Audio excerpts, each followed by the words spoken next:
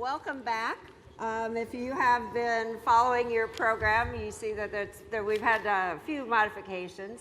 Eamon Byrne, who is the past president of Iowa Renewable Fuels, was stranded at O'Hare long enough this morning. They finally told him to go home, so he's not able to join us today. We're also disappointed. We did have on tap to be with us today Ken Isley, who is the administrator of the FAS.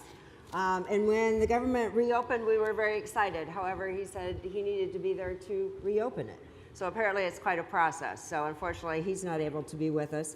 But we have a great lineup of speakers, some who went to great extent to be with us from DC today.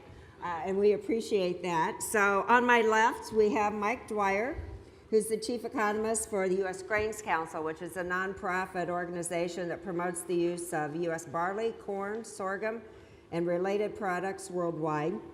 A 35-year veteran of the USDA Foreign Ag Service, he now provides trade, marketing, policy analysis of developments in global supply and demand while managing the U.S. Grain Council's worldwide ethanol market development activities. Along with Mike, we have Ron Lamberty. Ron is the Senior VP for the American Coalition for Ethanol. Ron spent the first 20 years of his career in the convenience store and fuel retailing business. So at ACE, Ron used that expertise to help others, petroleum marketers, begin selling ethanol-enriched gasoline. Recently, he's gone international. He's traveling to Mexico. He's a frequent flyer. He's been there several times this year, and I understand you're going to be going back every month this year, practically, like that, yeah. If the Grains Council can convince you. And finally, we have Kelly Nieuwenhuis with us. He's a farmer from Primgard, who serves as a director on the Iowa Corn Promotion Board.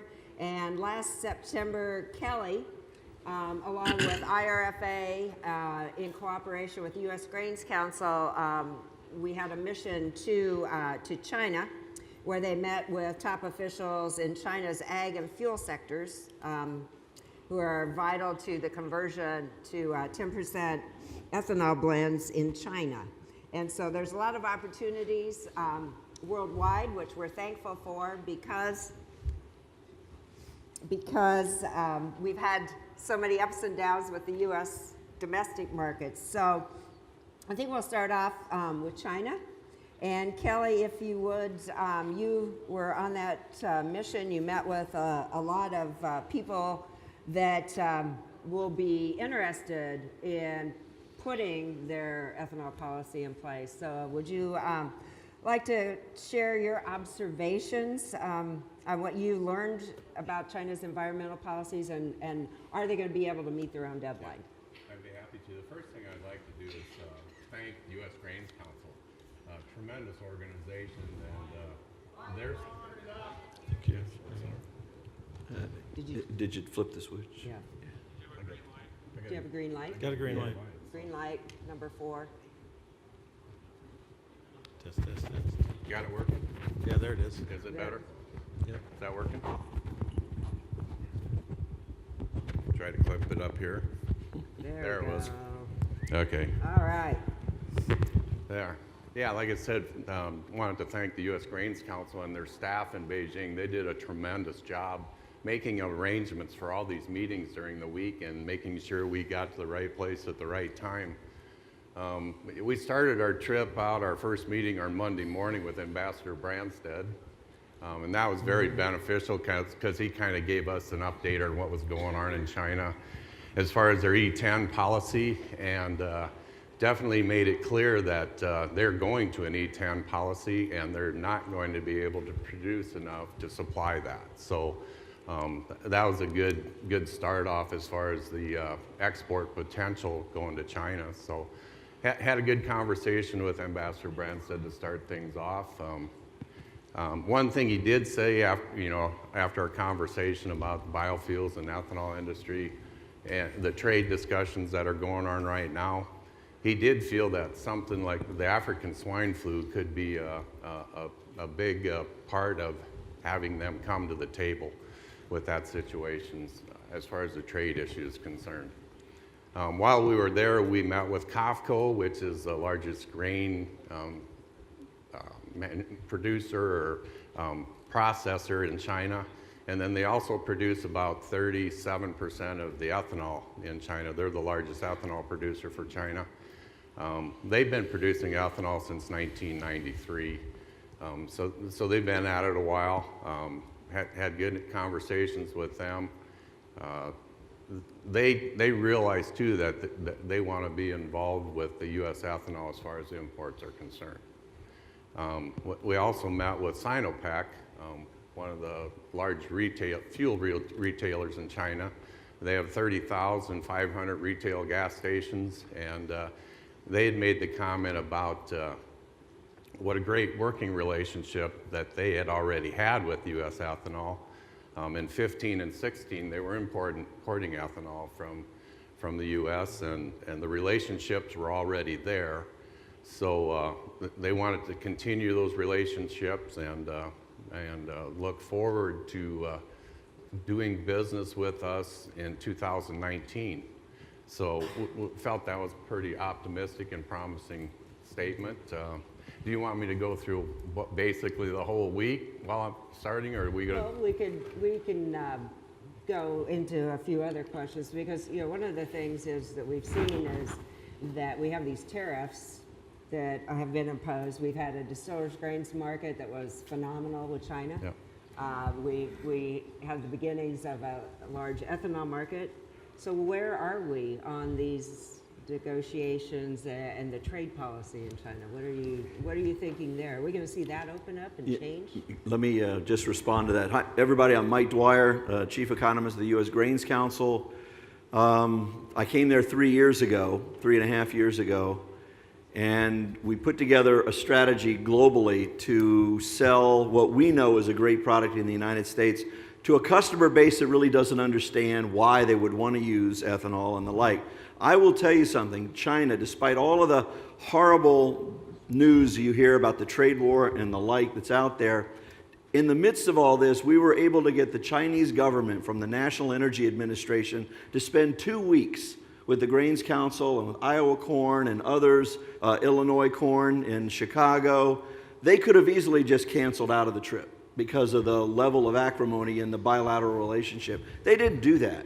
The Chinese have come to the conclusion that the secret sauce of ethanol mandates, you hear that word all over the world, in most cases, most countries do not enforce their mandate, which basically means their policy is an aspirational goal and not much else. It's a political talking point for high-level politicians. The Chinese realize that the Brazilians and the United States are the two countries that got it right from the get-go. They're going to try to mirror their policy after ours, and they are going to enforce it. They're doing it province by province right now, but by 2020, that nation at E10 will need over 4 billion gallons of ethanol. They don't produce anywhere near that level right now. And our view at the Grains Council is if this market were wide open with no penalty duties due to the trade war and maybe a little bit of reduction in their MFN tariff rates, this could be the billion gallon market, the first billion gallon market we would have, and would quickly vault from an almost unnoticeable position to the #1 position as an export market. We know how great China can be. It can make or break markets. I focus on the break part because they have shown time and time again that if they think it's in their best interest, they will disrupt trade patterns, be it biotech on corn, anti-dumping penalties on DDGs. I don't think this industry wants to get into a place where you rely on China for more than about 25% of your exports because of their own past behavior. We're actively involved all over the world, but China is the one market that makes all of us salivate. We got a great working relationship with the folks at COFCO and SDIC, which are the two major players in ethanol in China. COFCO has actually got assets making ethanol in Brazil, so they've already shown a pattern of buying ethanol production assets outside of China. They are looking at new opportunities worldwide. We think they, along with the government and the United States government and the U.S. Grains Council and our two partners, IRFA and Growth, I think we're going to do some good things in China. I don't want to give you a time frame because it's difficult when a trade war is active and ongoing. But I would not be surprised if we can put this trade war to bed this year. You could see 300 million plus gallons going to China in 19, and 1 billion gallons is not beyond the realm of possibility in 2020, which is when their mandate kicks in full force all over China. You know, one thing I'd add to that meeting with the Sinopec people, they did make the comment that even with our 70% tariffs at this time, our ethanol is cheaper than their domestic production. And as a farmer, my thoughts were, well, ours is too cheap. You know, that's just boom. We've got to raise our price maybe, but they said that they would have considered importing ethanol with a 70% tariff, but the government said, don't you dare. Pretty much the standard there, but it was an interesting trip. We did meet with SDIC too. They're a new player in the ethanol production game. They started in 2017. They're really optimistic on the ethanol industry. One of the interesting things towards the end of the trip, I'm probably jumping ahead here a little bit, but they asked us if we would help them promote ethanol. And we said yes so fast, you know, just boom, instant response, because when the rest of the world is coming on board with the ethanol industry and seeing the benefits of clean air and high octane and stuff like that, and that shows our own consumers that, hey, the rest of the world sees the benefits of it, so it's got to be a good product. So anytime you can grow demand for corn worldwide, it helps with the corn market. It also helps with the ethanol production and the ethanol demand around the world. So we were very excited. One of the things I did say to them about helping them promote ethanol is contact the American Lung Association, and they knew already because Angela Tin had already been there, and they said that, and they had already seen the YouTube videos about how much cleaner ethanol burns than regular gasoline, so they were already working on that. So. Well, we're fortunate to have Angela with us today, so you'll hear more about the environmental and health impacts of biofuels from her and Jesse later. Our trade roundtable is called From Beijing to Baja, and that's where Ron comes in. So, Ron, you've been to Mexico in conjunction with the Grains Council frequently.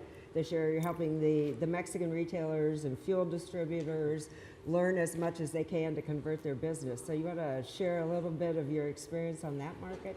Sure, and I would say the same thing. The U.S. Grains Council has done a great job there partnering with the petroleum marketing industry there, which has kind of a unique challenge. You know, where in other places sometimes you're trying to convince people they ought to sell more ethanol, they ought to sell a different blend.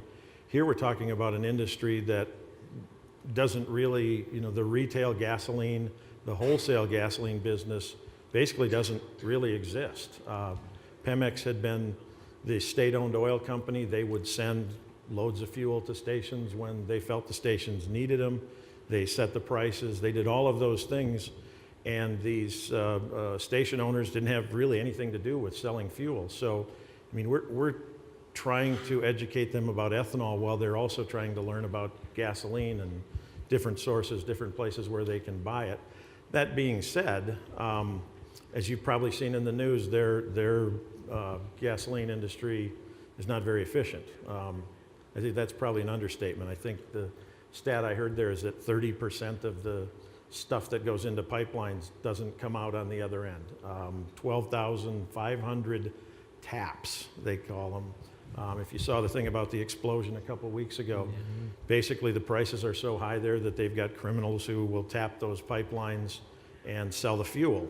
And what's amazing about the explosion they had is that they haven't had a lot more than that, because it works out to about 30 of these taps a day around the country of Mexico, where they just open up the pipeline, take fuel out and sell it to people. You know, when you come in then with an alternative like ethanol, the first thing you got to do, and this happened within the last year, you know, there's all kinds of regulatory work that's being done by people, thankfully, that aren't me, because I'm not, you know, I'm not, the rules and regulations, you get, Christy Moore has been on the ground there for a long time and trying to make sure that their regulations allow it. But then I get to go in there and talk about, look at this stuff we've got, look at how inexpensive it is, look at how high octane it is, which they don't really have the octane argument. But at the same time, there's no such thing as like wholesale distributors there. It's been Pemex to the station, Pemex to the station. So the first year it was kind of, aspirational, sort of explaining what this stuff is and how it works, getting them excited about the product because of how much less it costs than their other stuff. And that was done with a lot of the equipment people too, which gives you credibility because the equipment people are saying, you can go to E10 with what you've got pretty much in the ground right now. So there's not so much that concern. But the first year, it's kind of just familiarizing them with this product. And then next year, or this year, it's talking more to retailers and making them see that it's real and it's possible. And I don't know how long that'll take. It's a 1.2 billion gallon market. By comparison, Florida's 8 or 900 million. Mexico would be 1.2 billion. If you take those three biggest cities out, it's probably close to Florida because there's some challenges there that I think will probably clear up pretty quick. But you never know how long it'll take because the other issue you have there is transportation and who controls what part of that country. Where there's not taps, I'm sure there will be people who want to stop a train. So there's other kinds of challenges there, but it's a really big market. It's bigger than Canada as far as total that they would use in a year. And it'd be like if we could say California, then Texas, Mexico would be the next biggest market. And I don't think if we had that as a state, we'd all be licking our chops about it. Yeah. And you mentioned the three biggest cities. Yeah, those are the ones that are left out. I know the council's been working in that area as well. You've got an office in Mexico City with Ryan LeGrand working on that. Yep. And are we getting any closer to getting those barriers removed that we can go into the three largest cities in Mexico? Well, you can bet the fossil fuel industry doesn't want to give up any tank share to ethanol. And Just like home. they're fighting tooth and nail, of course. And still, it's hard to overlook. The 12 billion gallons of gasoline consumption in Mexico at E10, that is a potential market of 1.2 billion gallons. Very little is happening right now because they're tying us up, quote unquote, in court with lawsuit after lawsuit by different NGOs that exist in Mexico, which are really fronts for the fossil fuel industry. The MTBE lobby's active down there. The big producer of MTBE in this country, #1 export market is Mexico. And so they're not anxious to give that up. So we're having to fight legal cases. We are fairly convinced of the ultimate outcome, which is we will have E10 approved all throughout Mexico, including the three major cities. We're fairly confident of that, but we're not confident of the time frame. For them, it's an existential threat. For us, if we don't get in there quickly, we have many other irons in the fire worldwide. We have 6 countries that we've identified between the Grains Council and our 2 major partners, RFA and Growth Energy, China, India, Japan, Mexico, Brazil, and Canada. These 6 countries should make up around 75% of our goal. Our goal is 4 billion gallons by 2022. Now, that's quite a goal. I mean, this last year we set a record of 1.6. This year we'll probably hit 1.8 to 2.0 even without opening China. So we're well on our way, but it still leaves us 2 billion gallons short of the goal.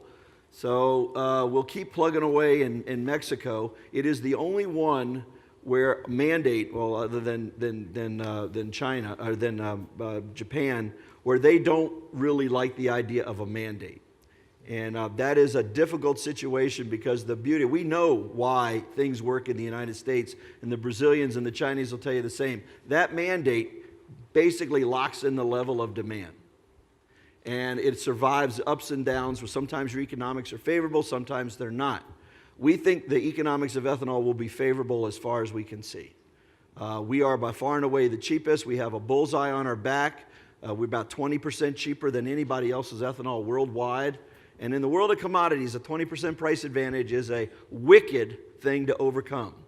And we get hit by CVD lawsuits. We're fighting one right now. As it was announced today, the Colombians have opened up a CVD investigation on our farm programs, providing an unfair competitive edge to the ethanol industry. And they're quoting things like the crop insurance program, all the Title I farm programs giving us an unfair advantage. So we are constantly having to fight that.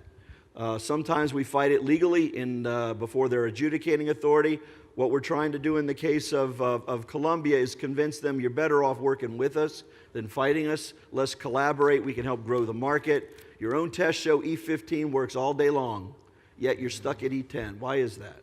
Right? Use imports as part of the solution instead of seeing us as the boogeyman. And we're willing to negotiate a little bit rather than litigate. Litigate takes a lot of our market development money. Yes, we will fight when we have to. But if I'm spending money on lawyers, it means I'm not spending money on flying Angela 10 to China or Ron to Mexico to help develop those markets. So for us, with a limited amount of money, we actually got quite a bit, but still our resources are finite. I'd rather spend that money on market development than litigation. But I'm afraid litigation is going to be in our future for some time, given how cheap our product is relative to our competitors. And so you had mentioned that we might only be looking at, 25% of China's market, looking to the United States for maybe 25% of the ethanol that they're going to need. Do you envision the possibility of exporting corn? Are they interested in importing the corn and making their own ethanol? Yeah, Kelly, you were there, so why don't you go ahead? Yeah, we did have a conversation with SDIC, the new player in the game, and they had mentioned in their plans for the future were to build an ethanol plant at a port terminal, import corn to produce ethanol. And so that's all good too as far as corn farmers are concerned. If they're going to import corn from us to make ethanol, or we'll sell them value-added ethanol products or DDGs, it definitely need that world trade. So that was very positive statement about their potential down the road expenses they were planning. We did talking with Sinopec too about their importing of ethanol, and that billion-gallon thing was said out loud. So they said there's potential for a fast import of 1 billion gallons. So when they say something in China, somebody's probably heard it that's not sitting in the room. It's kind of the information we receive. So for them to say something that bold, I felt pretty confident that that is a strong possibility. So. Okay. And, we keep, we're pretty focused on E15 here right now within Iowa Renewable Fuels and Iowa Corn. And I keep forgetting Mexico, we're at 10, we're E10. So it seems to me that they're about 40 years behind, but you've been there. Is that really the case, or do they have kind of a head start from where we were back in 1979? I think they're every bit of 40 years behind, but it's not going to take, I don't think it'll take 40 years to catch up. They basically have equipment there that's the same as the equipment we've got. If they put E10 in there, it's one of those things, and I told you before this, one of those things I got to keep reminding myself, we're not talking about E85 or E30 or E15 here. We're talking about E10 and everything manufactured for gasoline, basically, unless it's really old. And I was surprised by that. They don't have really old equipment. But they could handle E10 right now. But I think, Mike nailed one of the things is that the MTBE lobby there is every bit as negative as any we've ever met in the United States, because they're here in the United States. But we also have a little issue of some, Stockholm syndrome with the people who, that's the only place they've ever known to get their fuel. And I think that's why there's maybe going to be some lag time, is that, there aren't the distributor network, the guy who supplies 40 or 140 stations. That's something that's got to be developed, and it's got to be somebody who wants to take the risk. And if there's no mandate for it, if there's no protection, no incentive, that's got to be a pretty attractive economic thing. And right now it is. But at the same time, it's, I did one presentation there where the differential between buying E10 in Houston, and even I think we figured in some trucking on it, but bringing it to Mexico City, the difference was 50-some cents. But then how much of that 50-some cents are you going to spend on security? And Mexico City was a bad example too, because they're one of the places that can't use E10. But the gaps are that big. It's just a matter of the infrastructure for ethanol not really existing there. And there's sort of this, there's whole levels of the industry that have to be formed before they can start helping us distribute this stuff. They're doing some things like you mentioned in China, where there's new terminals being built. There is, at least that I know of, at least one ethanol plant that's under construction there. But I think the opportunity is going to be when we can figure out how to logistically distribute the stuff, and then it could be something that happens. Once it happens, it could happen quickly, but that's going to be, that time is going to be a while, because there's just layers that don't even exist that we have to create there.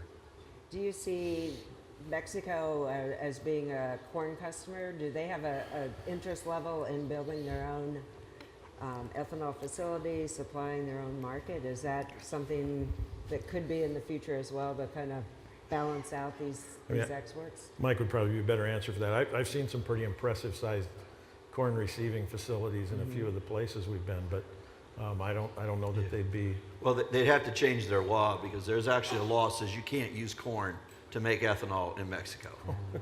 So that goes back to the tortilla crisis of '08. Yep. When corn prices rose and ethanol was being blamed for the rise. You remember this whole issue. It's never really gone away. It was codified in Mexican law.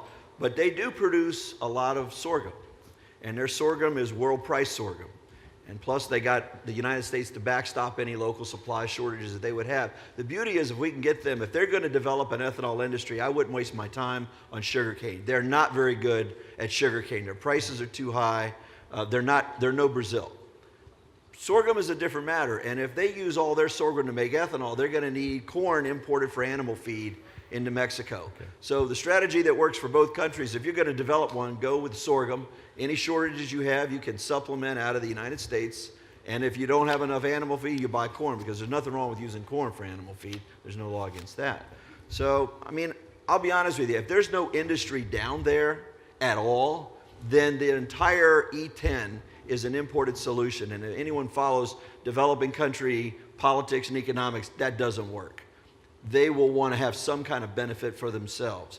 My point is, if you're going to do it, at least do it right. Use sorghum. Sugarcane is probably not your option. And if you're concerned about climate change and the like, you can produce ethanol out of grain feedstocks and still achieve comparable levels of GHG reductions. It depends on how you produce it and the technology used at the plant.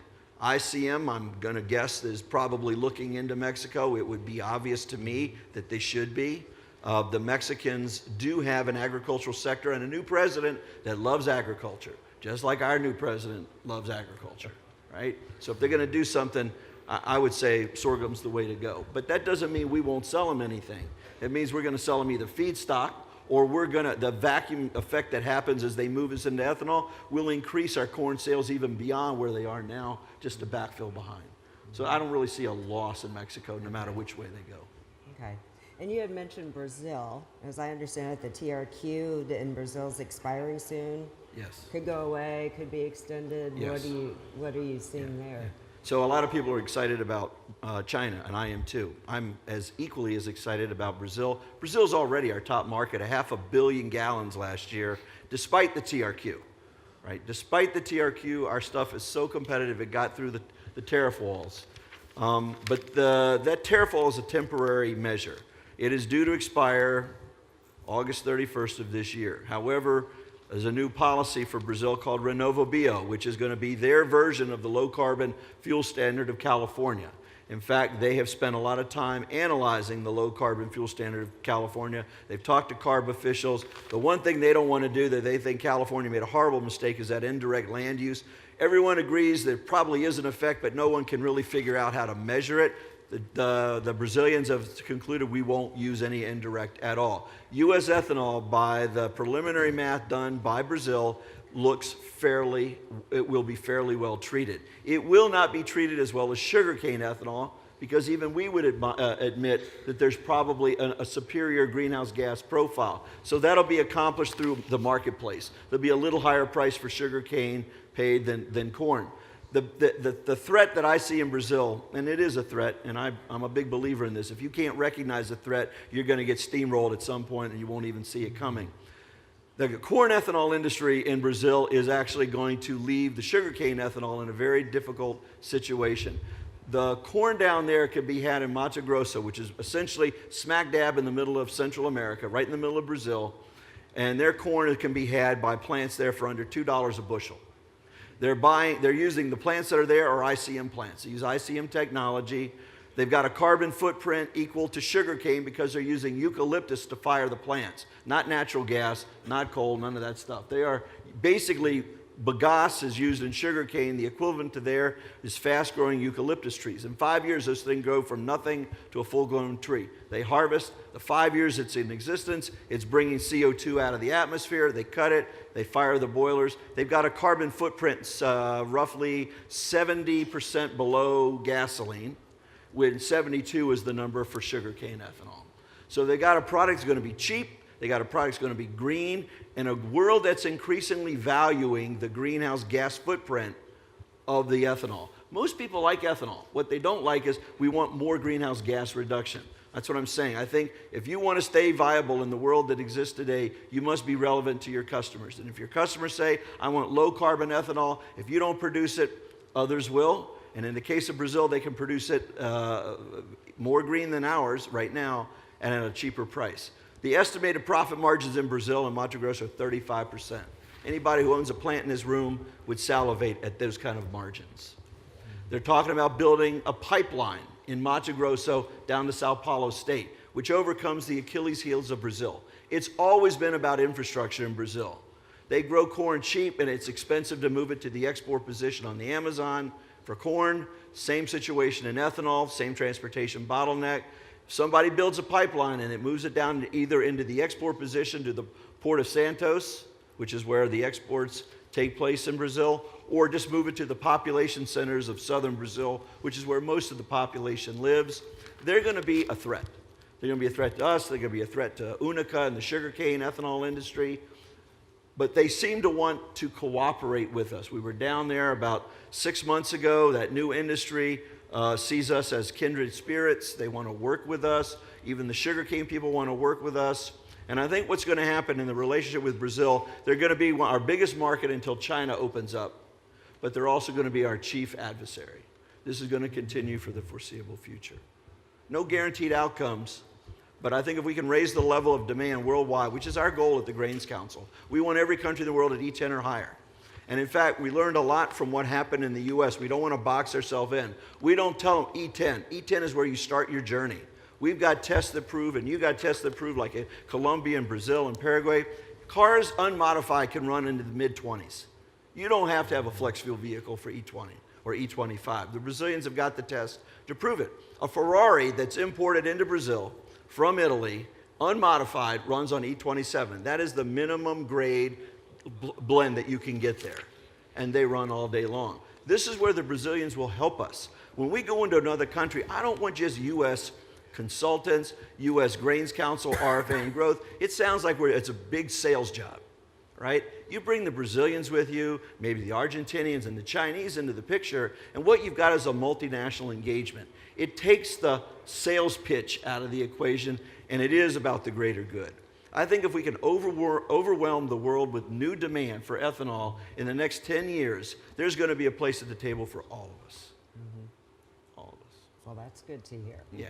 So if we take a look at biodiesel, and you mentioned Argentina, there have been a lot of issues that the biodiesel industry has faced. One of them was Argentina. So what is happening right now in that market with what's called the Change Circumstances Petition? Is it? Is that what it's called? Yeah. Okay. So you seldom will you hear this come out of my mouth. That's outside of our area. So I will not discuss biodiesel. It's not what the Grains Council does. That would be national. NBB would probably be better able to discuss that. But ethanol is a different matter. Mm-hmm. Yeah. So Ron, when you're working with these ethanol retailers in Mexico, what do you think is the biggest thing that you really need to convince them in order to get them on board with putting ethanol in? Well, I mean, to start out with, it's just a lot of what I do is just describe how ethanol got around the United States to start out with. You know, the fact that there were only a couple of plants and you had rail cars at a time or trucks at a time going to different markets. I was part of a company that distributed ethanol in South Dakota. We'd get rail cars in from ADM, 3 or 4 at a time. It wasn't a unit train. And we had a 30,000 gallon tank. People would go to the pipeline and get some fuel, and then they'd come by our place and top it off. If they were getting 6,000 gallons of E10, they'd buy 5,400 gallons of gas at the terminal and come over and get 600 gallons from us. And just, describing how that was done there, because I think when people start thinking about doing something like E10 in an area where it never was, the automatic assumption is, well, it's something that's got to be carried out, here at this pipeline terminal. And there are rules and regulations that prevent the kind of splash blending and things that we've done before. But just describing how that happens and how that works. We kind of want to get the some of the entrepreneurs in that country who also are now in the fuel business, newly in the fuel business, to at least consider those possibilities, that maybe in addition to buying E10 from whether it's Pemex or one of the other U.S. companies that's selling fuel down there now, that possibly they could be, sometime down the line, be an ethanol distributor themselves. So, that's a lot of what, similar to what Mike was talking about. When I go down there, I talk more about being, my experience is being a fuel distributor, being an ethanol marketer, ethanol blender, because I want them to see, see me as a person who did that work, as opposed to a guy who's an ethanol spokesman. So a lot of what we're doing is showing old pictures, and Monty shows the ones of me that's old. I always show the ones where I'm really young. So so it's sort of a back to the future thing for me, because it lets me go back and relive stuff we did 30, 35 years ago. Mm-hmm. So, okay. Kelly, do you have any other observations from your visit to China? Yeah, the interesting thing about China is their environment is terrible. Everybody knows about their air quality, but as Ambassador Branstad told us, their water quality and soil quality is worse. 70 to 90% of the water in China is unfit for human use. It wasn't talking about drinking it, it's just being in it, taking a shower, using it. And so they have a huge environmental impact problem that they need to clean up. And so it's great that they're going forward with ethanol and 10% blend. The funny thing is, you talk about CI scores, Mike, and I totally agree that the export market for U.S. ethanol, a lot of countries are going to look at your CI scores. China powers their ethanol plants with coal. So I don't think a CI score is going to be quite as important for them as it is for the rest of the world. Or India, same story. Yeah. So, but there's a lot of positive things. We spent the whole week in China, and we were always talking about their E10 mandate, and we finally asked them about going to E15. And that was the first time all week that we'd heard, well, we think the oil industry is going to balk at that. And I said, well, we can't resemble that remark. That going to E10 was pretty easy. Getting past that was a little tougher. And they hadn't said that all week. Another thing we were talking about with the water quality being so poor, they're still using MTBE in their fuel that's not being blended with ethanol. If they have a 10% blend of ethanol, they don't put MTBE in. So like Ambassador Branstad said, they haven't banned MTBE, but when you look at their water quality issues, I think that could be something coming up here shortly to help improve their water quality. And it was also the fact that if they put E10 in it, which they're going to in all their fuel by 2022, or 2020, which is coming out very quickly, they will eliminate MTBE from their fuel supply. So that was good to hear. I found out for a fact that their water quality is poor for my last day while I was there. So that you should live and learn when you travel overseas. Don't drink anything, or even rinse your toothbrush under a faucet. But China was exciting. There's a lot of potential there. I truly believe our short-term fastest growth in the ethanol market for the U.S. market is exports, short-term, and we got to really work with partnership with U.S. Grains Council, who, like I said before, is a great partner in that, and and get to that 4 billion gallons by 2022, because I think it's achievable. Yeah. The Grains Council's DNA for 50 years as a global market development cooperator, which is the term used, developing markets for corn, sorghum, and barley. We've got offices all over the world, and about 3 years ago, the board made a very important decision, which was to pivot hard to value added. I mean, if we're competitive, well, look, we got abundant corn that's fairly reasonably priced. It's world price corn. We're really good at converting it into ethanol. Our cost curves are the envy of almost every industry, every ethanol industry in the world. I don't know. I think the Grains Council will never go back to being just a corn cooperator again. I think the future, frankly, is in value-added products.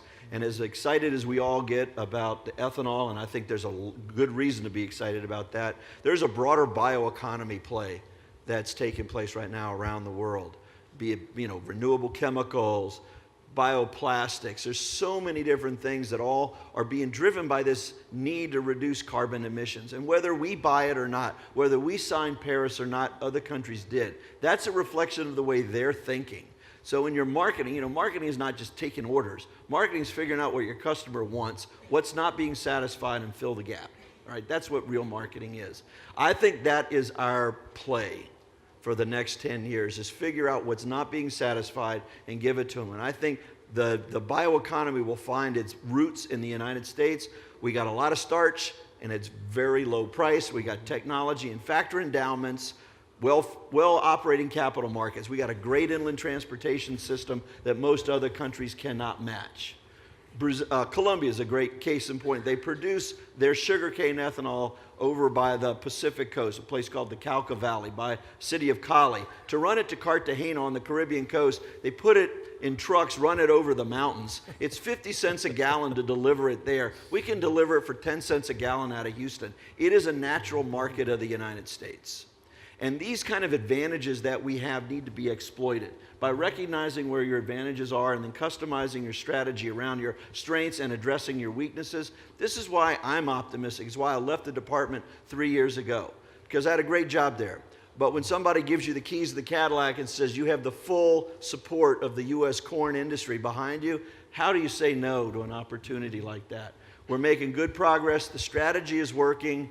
We're in 6 countries in major ways right now, but we're tiptoeing in all the other markets. Indonesia, it's an 800 million gallon potential ethanol market and no domestic industry. When you start putting the numbers in front of the oil companies there, and you can reduce the cost of making finished fuel by 10 cents a gallon, and it's all margin for you, they sit up and they take notice. This is what's going to sell this, because ethanol has air reducing property, or air pollution reducing properties, greenhouse gas reducing properties, but only American ethanol can deliver the value proposition of lowering that solution to consumers at the pump. Almost every solution that has all these social benefits comes at a premium. We're actually saying you get the air quality and GHG reduction for free.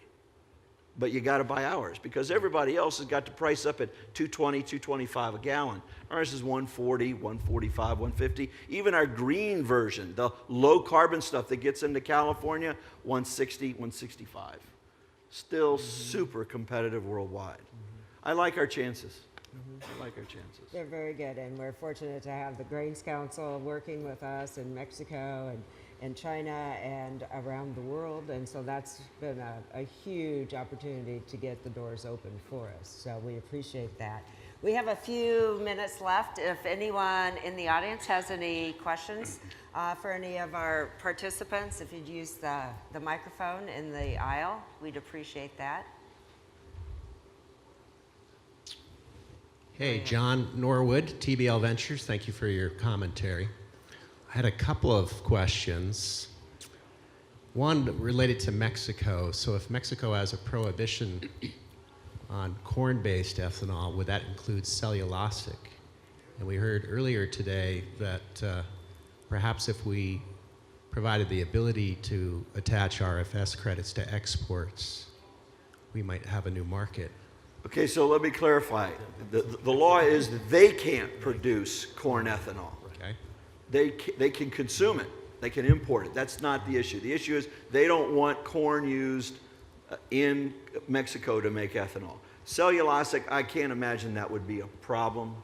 But because cellulosic comes at a pretty steep premium to first generation of corn ethanol right now, and the GHG reduction is not the driving factor in Mexico, I actually don't see that being the big deal. I do see cellulosic ethanol being a big deal to any country that's got carbon pricing, and Canada is starting to move in that direction. Brazil with Renovo Bio is being watched by developing countries all over the world. If it gets emulated, you're going to get this carbon thing everywhere. But in Mexico, no, just make sure you understand, the law is not against consuming corn ethanol, it's against producing corn ethanol. As far as the question about the RFS credits for exported ethanol, I know we'd never be in favor of that, because right now, if we didn't have those export markets, if they had RINs attached to them, if somebody got a RIN for selling it somewhere else, that would just make the issue we've got right now worse. Right now, all this exporting we're doing is where we're sending all of those gallons that aren't being used under the RFS. So if you suddenly make those count with the RFS, I think it makes the domestic situation worse. When Ted Cruz was proposing that solution as part of a trade-off, we heard almost immediately from the Canadians, if you do that, we will countervail equal to the RIN. That's a smoking, it's like waving a red flag in front of people. Go ahead. It's too easy to identify. We never asked for, we don't want, and we've actively resisted any idea that includes RINs for exports. It is not the way to go. We don't need them. We're competitive without them.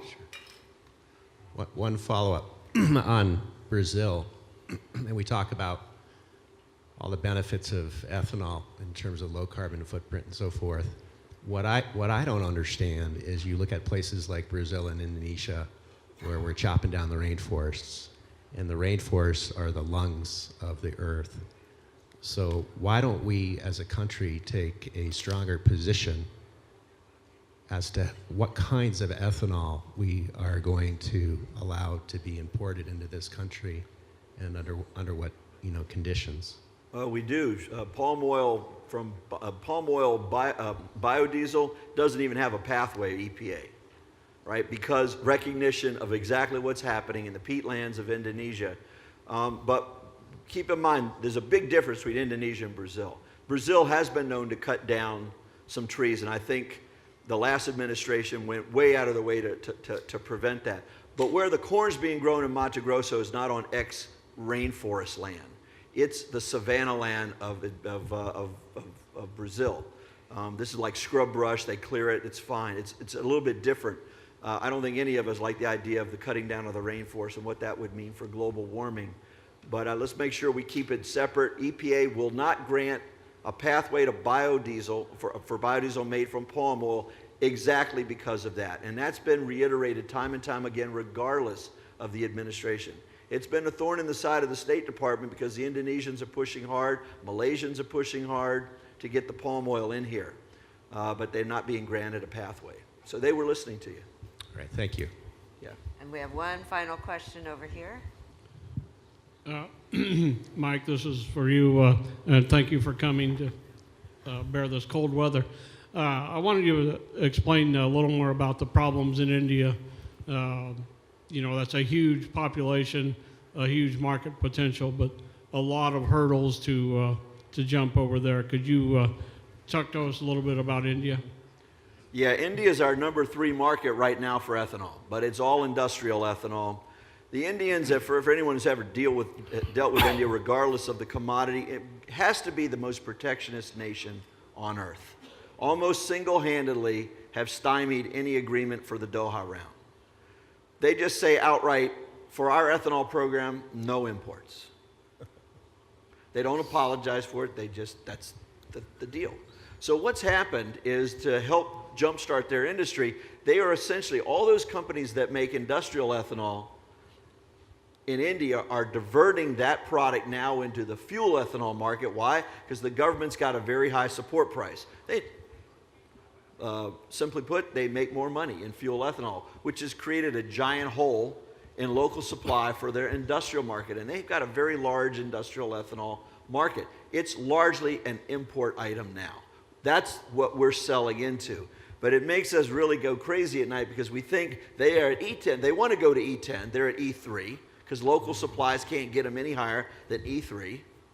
But they want to go to E20. When you start doing the numbers in a country like India with a population equal to China and incomes now growing faster than China, you get really excited. But it's a long game you have to play in India. They will wait you out. What has to happen is we will have to either take advantage of a development there where it's clear to them that we're better off with imported ethanol than no ethanol for our cars. And I think it's the air pollution. I mean, if you think the air in Beijing is bad, according to the World Health Organization, 17 of the dirtiest in terms of air pollution cities in the world are in South Asia, largely India. We think if they would go to E10, and we got Dr. Mueller that's put paper to pencil to paper to actually show them, if you like E10, you're going to love E20 because the problems here will be remediated on a much faster basis if you'll jump right to E20, right? E10, E20, not E3. And it's like if we can't create a homegrown solution, we'd rather use fossil fuel. Has to be the most misguided policy I have ever seen. Every day in India, people are complaining, we're dying young. We're getting lung disease or lung cancer from non-smoking sources, largely related to the air pollution problem. I'm convinced we will eventually be successful in India, but it will be the long game there. I think China and Brazil, even Japan, which we didn't really talk much about here, they use ETBE, which is roughly an E2 equivalent, E2, E3, and they made us jump through 500 hoops to prove that our corn ethanol was green enough for Japan, when in fact the carbon intensity of their gasoline goes from like 95 to 93 because you're only putting a small amount in. If they're big on reducing carbon, they need to go to E10 blends immediately. Direct blending, no more ETBE, and it is our major strategic focus now in Japan is to convince them they're way better off. Even if you have to spend billions on infrastructure, remember, you're going to save $1 a gallon on imported pure ethanol from the United States than the ETBE imported from the United States. And E2 is just not much of a commitment to carbon reduction. Kelly, Ron, Mike, thank you for sharing your observations and your experience. We appreciate it. Let's give them a round of applause.